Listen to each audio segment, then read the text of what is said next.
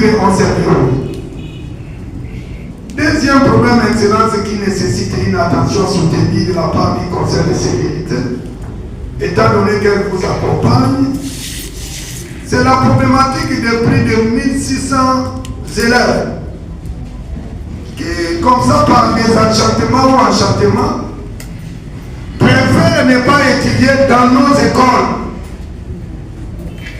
de la ville et de meilleures écoles. Je l'ai dit sans peur d'être contredit, étant donné que je fais une itinérance avec l'IPP et j'ai participé dans beaucoup de journées portes ouvertes. Ils traversent en face ici, dans des centres d'examen d'État.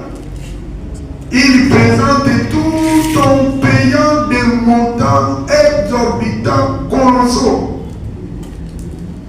Et dans une semaine ici, on verra les résultats. Le jour où j'ai pris que nous soit programmé avant Maïdom, de peur qu'ils puissent frustrer nos enfants avec leur tour de sur tête, et puis les enfants vont commencer à priver.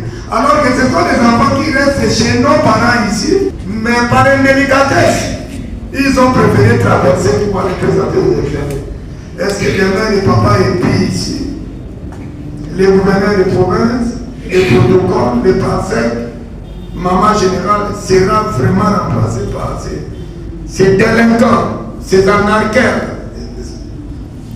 Excellence, que cette matière soit vraiment inscrite au niveau du Conseil de sécurité. Enfin, Excellence, la problématique sur le frais scolaire et les critères sur la passation des épreuves certificatives. Nous avons été tirés à boulettes rouges par les hauts cadres de la société. Une société civile très forte, puissante. Excellence, nous sommes au terme de ces assises de la revue annuelle de performance, nous, participants venus de différentes sous-divisions, structures, partenaires et parties prenantes du système éducatif, souhaitons exprimer notre profonde satisfaction quant au bon déroulement de ces travaux.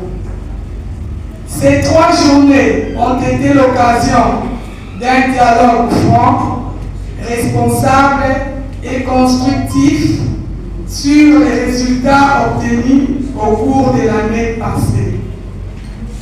Elles nous ont permis d'évaluer avec lucidité les avancées enregistrées, mais également identifier les insuffisances et les défis persistants qui freinent la pleine réalisation de nos objectifs éducatifs. Nous saluons la qualité des échanges, la pertinence des analyses partagées, ainsi que l'engagement manifeste de l'ensemble des acteurs à œuvrer pour une éducation inclusive, équitable et de qualité.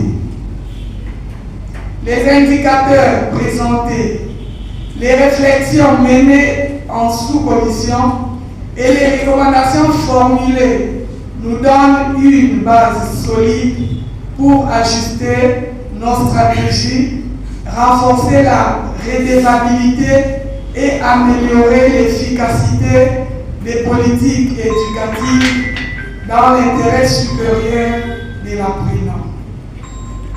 Nous réaffirmons notre engagement à mettre en œuvre les recommandations issues des assises et renforcer nos différents domaines de compétences. Nous remercions très sincèrement Son Excellence, Monsieur le Gouverneur des provinces, qui, malgré ses multiples occupations, a souhaité être présent dans cette cérémonie de clôture et sans oublier Son Excellence Madame la Ministre, qui a été permanente avec nous dans le déroulement de ces assises.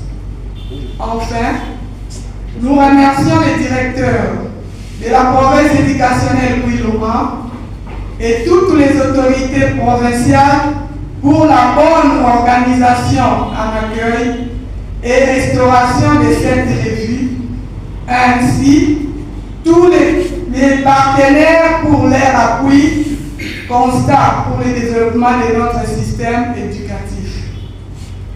En répartant de ces assises, nous sommes plus que jamais convaincus qu'ensemble, avec rigueur, solidarité et engagement, nous parviendrons à relever les défis de l'éducation.